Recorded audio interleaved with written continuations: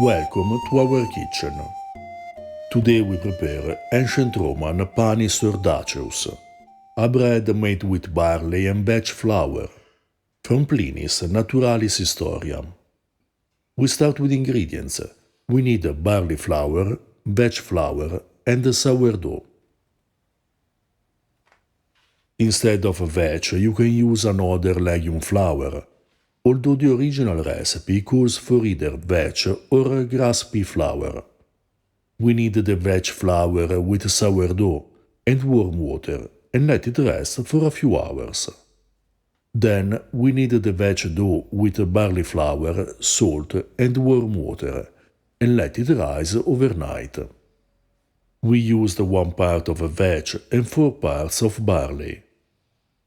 The next day we bake the bread in the oven.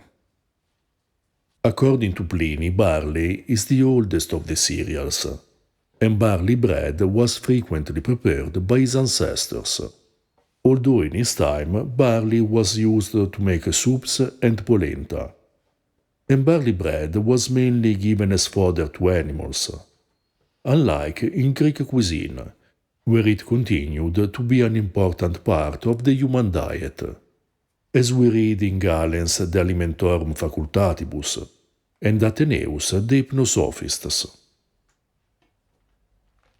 The recipe we are preparing today is reported in a chapter of the Naturalis Historia dedicated to leavening agents for making bread.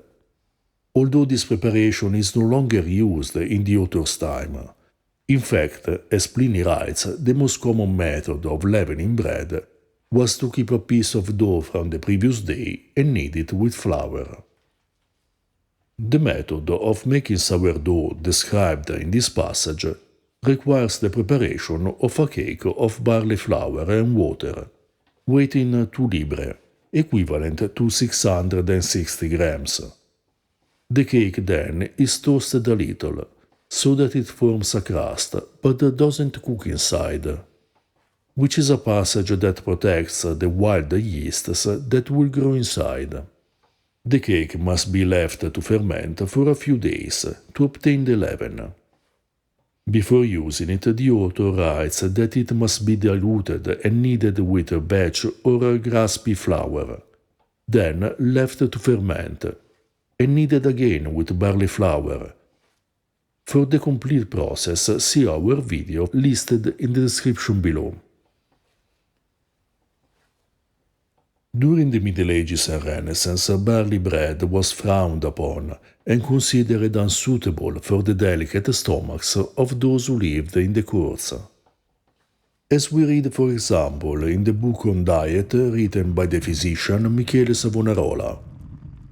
Bread with barley and rye is mentioned by the Renaissance authors Giovanni Battista Barpo and Lodovico Bertaldi as a peasant food.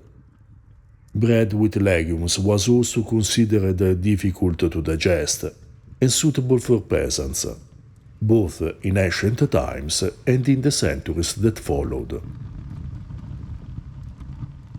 If you're interested in the history of bread, read Early Italian Recipes, Cereals, Bread, Pasta and Pies, the second volume in a series about historical cooking between the Antiquity and the end of the Renaissance, with the first dedicated to vegetables, fruit, herbs and flowers. To learn more about ancient food, read our book Ancient Roman Cooking, where you'll find information about the ingredients, agriculture, animal breeding, food preservation and meals in the Antiquity, as well as several recipes translated from the original sources. We serve the bread with epithyrum and hard-boiled eggs, dressed with garum, black pepper and asafoetida. To prepare the epithyrum, we mince some olives and mix them with olive oil, vinegar, aromatic herbs and spices. We used mint, fennel, cumin and coriander seeds. We chose to serve it with epithyrum, which was a typical food of the Roman countryside, because it paired well with the archaic bread that we prepared. We used the recipe described in Cato's De Agricultura. The version in columellas della rustica instead requires salt, olive oil, lentisk seeds, rue, and fennel. The recipe for the eggs comes from the Reco Quinaria. The translations of the recipes from Catos de Agricultura and the full text of the Reco Quinaria are available on our Patreon page, where you can also find several translations of historical sources and articles about ancient and medieval food. All the links are in the description below, along with a list of our books on historical food and the links to purchase our merchandise and buy us a beer to support our work. This bread was simple and amazing. The complexity of the flavors of vetch and barley, rustic and fragrant, is a perfect pairing with the epitherium and eggs, intensely flavored. A great way to experience a typical preparation of the archaic Roman countryside. If you're interested in ancient foods and flavors, subscribe our channel and consider supporting us on Patreon.